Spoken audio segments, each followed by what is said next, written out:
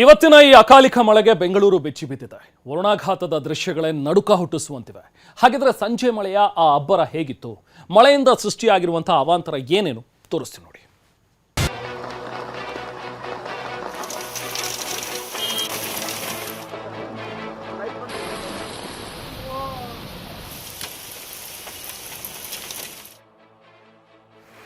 ಮರಗಳು ಧರೆಗುರುಳಿವೆ, ರಸ್ತೆಗಳು ನದಿಗಳಾಗಿ ಮಾರ್ಪಟ್ಟಿವೆ.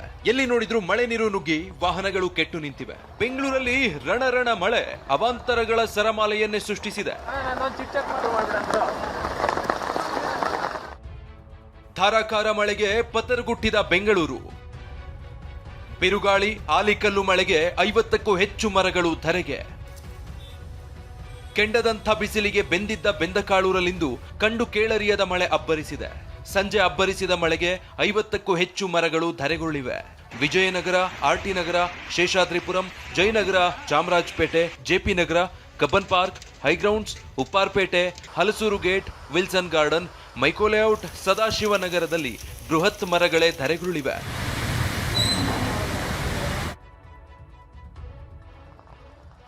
ಶಾಂತಿನಗರದಲ್ಲಿ 100 ಬೈಕ್ಗಳು ಜಲಸಮಾಧಿ. ಇಲ್ಲಿ ನೋಡಿ, ರಸ್ತೆಯುದ್ದಕ್ಕೂ 100 ಬೈಕ್ಗಳು ಜಲಸಮಾಧಿಯಾಗಿವೆ. ರಸ್ತೆಯಲ್ಲೇ ಸೊಂಟದವರೆಗೂ ನೀರು ನಿಂತಿದ್ದು ಮಳೆ ನೀರು ನದಿಯಂತೆ ಹರಿತಾ ಇದೆ. ಸೊ ಇಡೀ ರಸ್ತೆಗಳು ಏನು ಅಂದ್ರೆ ಸಂಪೂರ್ಣವಾಗಿ ಮಳೆ ನೀರಿನಿಂದ ಜಲಾವೃತ ಆಗಿರ್ತಕ್ಕಂಥದ್ದು. ಇಲ್ಲಿ ವಾಹನ ಸವಾರರು ತಮ್ಮ ಬೈಕ್ಗಳನ್ನ ಎತ್ತಿ ನಿಲ್ಲಿಸೋಕೆ ಹರಸಾಹಸವನ್ನ ಪಡ್ತಾ ಇರ್ತಕ್ಕಂಥದ್ದು. ಅಂದ್ರೆ ಬಂದ ತಕ್ಷಣ ಪಾರ್ಕ್ ಮಾಡಿರ್ತಾರೆ. ಸೊ ಈಗ ಅವನ್ನ ತೆಗೆದುಕೊಂಡು ಹೋಗ್ಲಿಕ್ಕೆ ಯಾವ ರೀತಿ ಹರಸಾಹಸ ಮಾಡ್ತಾ ಇದ್ದಾರೆ ಅಂತದ್ದು ನೋಡ್ತಾ ಇರಬಹುದು. ಇನ್ನೊಂದು ಪ್ರಮುಖವಾಗಿ ಇಲ್ಲಿ ಒಂದು ಪೊಲೀಸ್ ವಾಹನ ಕೂಡ ಹೋಗೋಕೆ ಹರಸಾಹಸ ಪಡ್ತಾ ಇರುವಂತಹ ಸನ್ನಿವೇಶ ನಿರ್ಮಾಣ ಆಗಿರ್ತಕ್ಕಂಥದ್ದು. ಅಂದ್ರೆ ಇಡೀ ಸಂಪೂರ್ಣ ರಸ್ತೆಗಳು ಜಲಾವೃತ ಆಗಿದ್ವೆ. ಅಂದಹಾಗೆ ಇದು ಶಾಂತಿನಗರದ ರಿಚ್ಮಂಡ್ ಟೌನ್ ನಲ್ಲಿರುವ TV9 ಕಚೇರಿ ಮುಂಭಾಗದ ದೃಶ್ಯ. ಎಡಬಿಡದೆ ಸುರಿದ ಮಳೆಗೆ ಮೋರಿ ನೀರು ಕೂಡ ರಸ್ತೆ ಮೇಲೆ ಹರಿದಿದೆ. ರಸ್ತೆಯಲ್ಲಿ ಮೊಣಕಾಲುದ್ದ ನೀರು ನಿಂತಿತ್ತು. ನೀರು ಹರಿದು ಹೋಗ್ತಾ ಇರೋ ರಭಸಕ್ಕೆ ರಸ್ತೆ ಬದಿ ಪಾರ್ಕ್ ಮಾಡಿದ್ದ 100 ಬೈಕ್ಗಳು ಉರುಳಿ ಬಿದ್ದು ಜಲಸಮಾಧಿಯಾಗಿದ್ವು.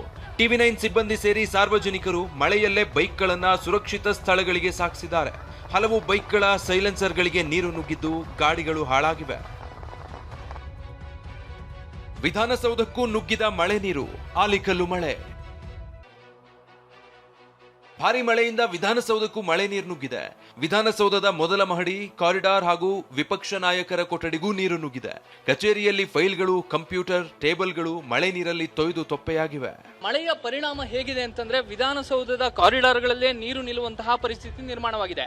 ಈಗ ವಿಧಾನಸೌಧಕ್ಕೆ ಬಂದಂತಹ ಸಾರ್ವಜನಿಕರು, ಅಧಿಕಾರಿಗಳು, ಸಿಬ್ಬಂದಿ, ನೌಕರರು ಎಲ್ಲರೂ ಕೂಡ ಆ ನೀರಿನಲ್ಲೇ ನಡೆದುಕೊಂಡು ಹೋಗಬೇಕು ಅಂತ ಪರಿಸ್ಥಿತಿ ನಿರ್ಮಾಣವಾಗಿದೆ. ವಿರೋಧ ಪಕ್ಷದ ನಾಯಕರ ಕೊಠಡಿಯ ಒಳಭಾಗದಲ್ಲಿ ನೀರು ನಿಂತಿದೆ. ಗಮನಿಸಿದ್ರೆ ವಿಧಾನಸೌಧದ ಪರಿಸ್ಥಿತಿ ಏನು, ವಿರೋಧ ಪಕ್ಷದ ನಾಯಕರ ಕೊಠಡಿ ಒಂದು ಸ್ವಿಮ್ಮಿಂಗ್ ಪೂಲ್ ರೀತಿಯಲ್ಲಿ ಭಾಸವಾಗ್ತಾ ಇದೆ. ಗಮನಿಸಬಹುದು, ಎಲ್ಲ ಚೇರ್ಗಳು ಕೂಡ ಅಲ್ಲೇ ಇಡಲಾಗಿದೆ.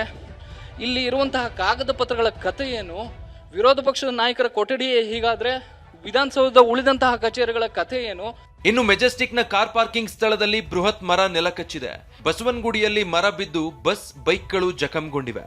ರಸ್ತೆಯಲ್ಲಿ ಹೋಗ್ತಾ ಇದ್ದ ಲಾರಿ ಮೇಲೆಯೇ ಬಿದ್ದಿದೆ.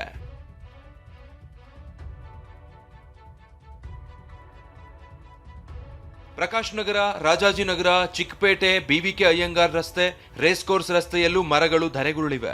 ಶಿವಾನಂದ ಸರ್ಕಲ್ನಲ್ಲಿ ಮರ ಬಿದ್ದು 3 ಕಾರು, 4 ಬೈಕ್ ಜಖಂಗೊಂಡಿವೆ.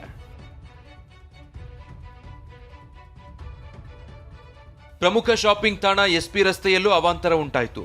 ರಸ್ತೆಯಲ್ಲಿ ನೀರು ನದಿಯಂತೆ ಹರಿತಾ ಇದ್ರೆ ಆಟೋ, ಬೈಕ್ಗಳನ್ನ ತಳ್ಕೊಂಡು ಹೋಗಬೇಕಾದ ಪರಿಸ್ಥಿತಿ ನಿರ್ಮಾಣ ಆಗಿತ್ತು.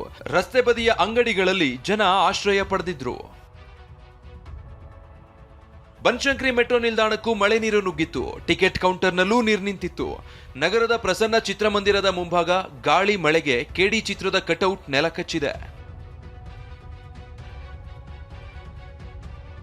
ಇತ್ತ MG ರಸ್ತೆಯಲ್ಲಿ ಗ್ರಂಥಾಲಯಕ್ಕೂ ನೀರು ನುಗ್ಗಿ ಅವಾಂತರ ಸೃಷ್ಟಿಯಾಗಿದೆ. ಗ್ರಂಥಾಲಯದಲ್ಲಿ 5,000 ಪುಸ್ತಕಗಳು ನೀರು ಪಾಲಾಗಿವೆ. Bureau report, TV9.